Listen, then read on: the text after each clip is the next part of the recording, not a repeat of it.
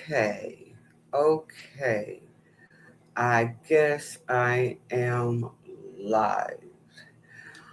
I want to say listen up because I don't have a lot of time, but I'm praying that what I show you here today that you'll think about doing this little recipe for yourself and your family. So, here we go. I love red fish. I love salmon. I'm just a fish girl, tuna fish, salmon, you name it. Okay. And Louisiana style. So I kind of created my own little style. So let me show you what I did. I took about four red fish slices, skin still on, and about this size of my hand. I got big hands. Okay, so whatever size you want that meat, that's you. But about four slices, not five, four. And I put them in my wok that I like to cook out of. Okay. I want you to look at it now. Okay. I got a picture, but can you see it pretty good there? I want you to good look at this. Look at it. You see? Let me look. See if I can bring it down a little more. Bring it up. Maybe bring it down. Bring it around. I don't know. Bring it up. Let's see. Is that better? Okay. Just want you to get a good look at it for a waste. Can't go waste money. Anyway, let's talk about what I put in here. The red fish, of course. And I kind of fried it because I didn't want to turn the oven on. I just want to kind of blacken it in my wok. And that's what I did. I blackened it in my wok. And then after I blackened it to make sure it didn't stick to the bottom of the wok, then I took, well, let me tell you what I put in there to start to blacken it. I only put this. This is the oil. And I'm not advertising nobody on here. Okay. I put this oil. Okay. And I put a half a stick of this butter. So maybe about a tablespoon of olive oil and then a half a stick of the butter. Okay.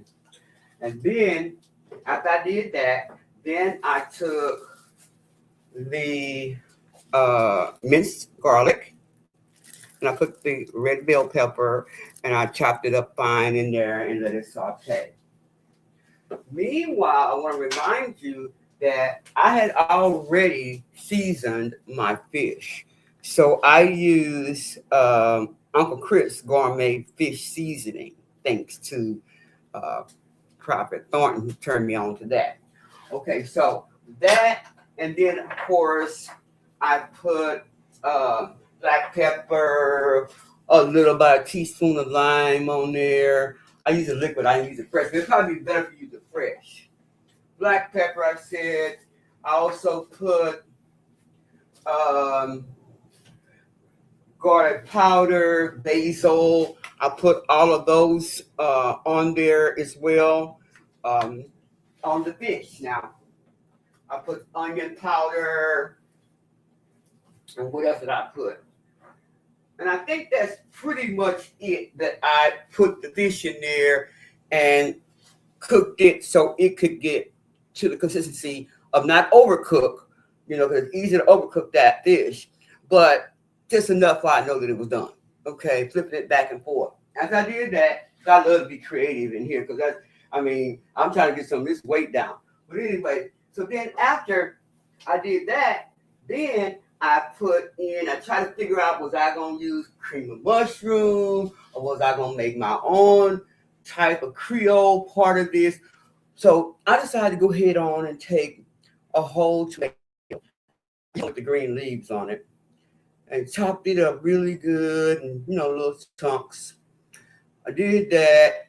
And then after I did that, then I kept that sauteing that. Then after that, I took the fish and made sure that it was tossed and turned in that, in there in that particular part that I had sauteed all together. And then I took this.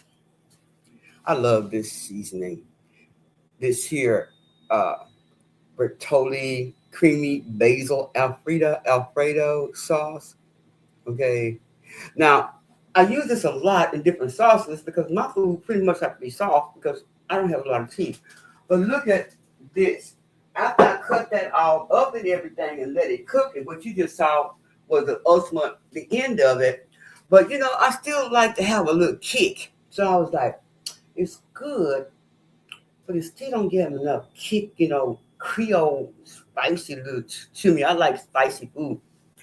So I forgot that I had this in the refrigerator. So I said, let me just try this. So I want to let y'all try this because I want y'all to get a kick on what I learned from this one. And it ain't easy to find either. Because once I learned about it and I liked it, I'm like, I gotta look for that again because it gives me a good taste to my salads and it gives me a little kick because I don't have to use a lot of cayenne all the time. So I didn't put any cayenne in here. All I did was took about this much right here. What is this? This is 1/3 of a cup of this. I hope you can see it because this light is shining some kind of way. You see that? It's called ghost pepper flavored ranch. Ghost pepper. It's not easy to find this, but I think they were like testing it out because it is spicy.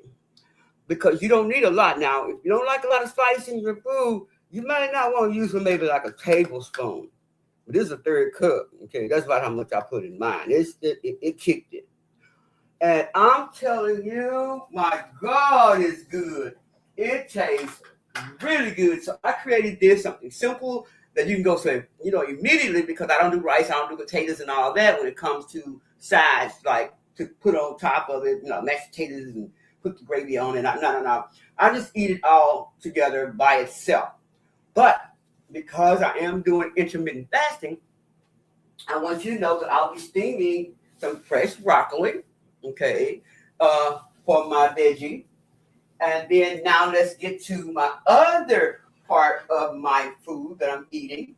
And so I had the idea, which is nothing new, but to go ahead on and create my own style of what you call these carrots and sweet potatoes. Okay, so what I did, you see the carrots, the little baby carrots and sweet potatoes I have in here. So that's going to be my other part. So my carrots and my sweet potatoes, what I did is I took, of course, I have to stick again the real butter, and I used the cinnamon honey butter, just a little of that to give it a different flavor. And this is what's going to blow you away. I used to do this all the time, but I use brown sugar, of course, and instead of sugar, I use brown sugar, and then I use a pure ground cinnamon. I'm not advertising none of these people now. The pumpkin spice, and pumpkin pie spice. I put that in there. I usually eat that in my oatmeal. And then the nutmeg. I put a little of that in there as well. And then here's this will tip you out. I use the hot honey. You see the hot honey? Actually, you can get this at Dollar Tree because it's got sugar in it. I kind of read the ingredients. But, you just want to give it that honey taste. So I actually took all of that and got that prepared with the butter and everything before I put my carrots and sweet potato. Now, I only use one sweet potato, but I use a small bag of those little bitty baby carrots. So that's what I'll be eating for at least 2 days. All right, but I put this hot honey in there along with what I just showed you. What else did I put in there? I think that's it. Nothing else. And it is still, let me put it back on. It is still steaming now. And I'm going to let it steam because it's not my hour to eat because I am still in my intermittent fasting. But what I am saying is that I want to share this with you because it is something that you can use to be able to do something different in eating and planning. And I thought because this tastes so good, maybe you are still into rices. Maybe you are still into potatoes or whatever it is that you're going to eat with that. But because I don't do the rice, I don't do the potatoes, I don't do bread, I'm thinking maybe this will be a good one for you to have a different taste. It has that red fish. It has that, what I just showed you, that particular sauce that I gave you a few minutes ago. And this one is really good. When I buy it, I just try to buy two because I'm always trying to be creative with it because I really like this one, especially the basil, the creamy basil. It's really, really good. It's really good for spaghetti too, meatballs. But something that you can think about that you can create. This is just mine. I want to share. I gotta go. I'm getting hungry just thinking about it because I can't eat it right now. But anyway, I hope I gave you all the recipe. I hope it'll help you what you share, what I shared here today. If you didn't get a chance to see the full recipe, please go back and look at it because it's very short here, but it's real good. I can't wait till my intermittent fast stop so that I can eat it. And I pray that you try it. Please don't overdo with the ghost pepper ranch. But it really did give it a really good taste. It blew me away. I was like, now that made it taste even better. I gotta go. Love you all. Talk to you soon.